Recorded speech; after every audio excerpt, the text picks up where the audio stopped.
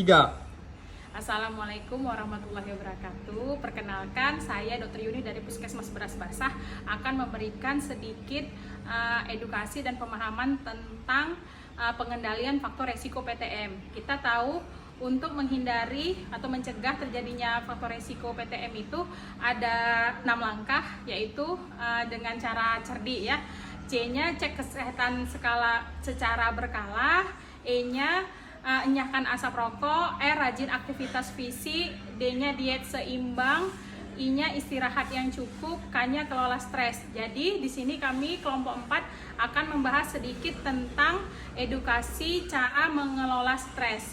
Jadi stres itu merupakan kan reaksi dari seseorang baik secara fisik ataupun emosional terhadap perubahan lingkungannya yang tidak menyenangkan. Ya, jadi cara mengendalikan stres itu saya akan sedikit menjelaskan ada 7 langkah. Yang pertama yaitu kita dapat mengeluarkan semua unek-unek. Jadi apabila ada unek-unek di pikiran kita, jangan kita pendam di dalam diri, tetapi harus kita nyatakan kepada orang yang bersangkutan, boleh kepada orang yang bisa dipercayai atau kepada psikolog.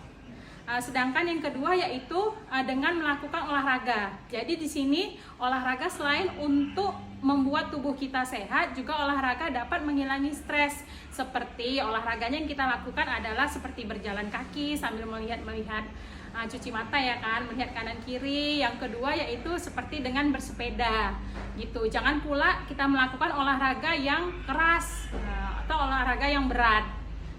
Sedangkan cara yang ketiga yaitu kelola stres dengan melakukan meditasi. Jadi meditasi di sini dapat menenangkan diri kita seperti kita melakukan yoga. Sedangkan yang keempat yaitu cara mengelola stres itu dengan menjaga diri kita sendiri, diri saya, diri ibu dan bapak. Caranya bagaimana? Dengan menyayangi diri kita sendiri yaitu dengan mengatur pola makan kita. Jadi kita memakan makanan dengan gizi yang seimbang. Terus tidak merokok, tidur dengan pola tidur yang sehat atau yang cukup ya. Selanjutnya untuk kelola stres yang kelima yaitu dengan menjalani hobi kita gitu. Seperti apa hobi kita? Misalnya hobinya kita belanja, shopping, membuat diri kita senang, ya udah itu kita jalani, seperti menonton bioskop atau berkumpul beramai-ramai di kafe bersama teman-teman. Atau hobi kita ada yang memasak, maka kita memasak. Oke, untuk kelola stres yang berikutnya yaitu dengan jalani hidup di masa yang sekarang. Jadi kita jalani aja hidup kita masa sekarang. Masa lalu yang membuat kita sedih kita tinggalkan, dan kita tidak perlu berpikir bermacam-macam atau ketakutan mengenai masa depan atau masa yang akan datang. Saya tambahkan lagi kelola stres yang terakhir yaitu yang ketujuh, yang paling penting, meningkatkan iman dan takwa kita kepada Tuhan Yang Maha Esa. Demikianlah tadi cara kelola stres dari saya. Ada sedikit nasihat yang akan saya berikan.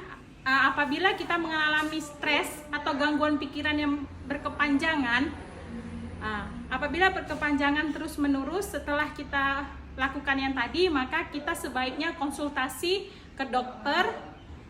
Bisa ke dokter jiwa ataupun ke dokter psikolog ataupun ke psikolog.